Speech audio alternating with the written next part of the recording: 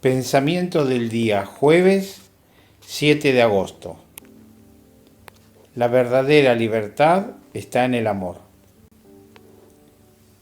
Amar a Dios con todas las fuerzas y en Él ordenadamente a todas las criaturas es cristianismo. Pero a veces nos equivocamos, porque al pasar demasiado deprisa a la segunda parte, a menudo la interpretamos mal.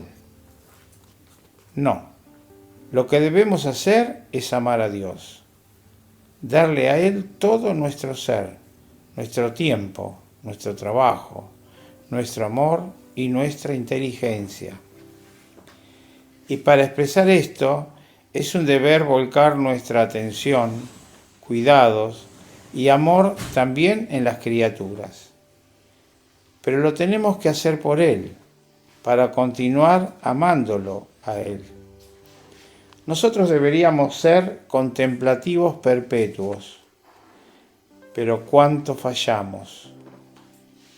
En cambio, ¿qué libertad encontraríamos en este solo, grande y único amor?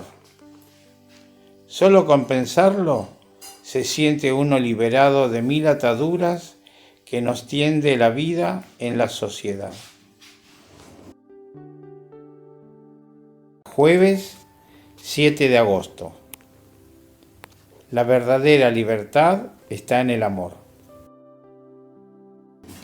Chiara Lubich, La doctrina espiritual, editorial Ciudad Nueva.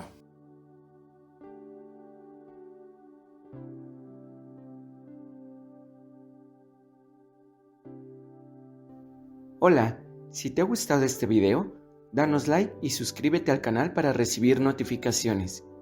Recuerda que es libre y gratuito sin ningún compromiso. Palabra de vida, agosto de 2025. Porque donde esté tu tesoro, allí estará también tu corazón. Lucas, capítulo 12, versículo 34.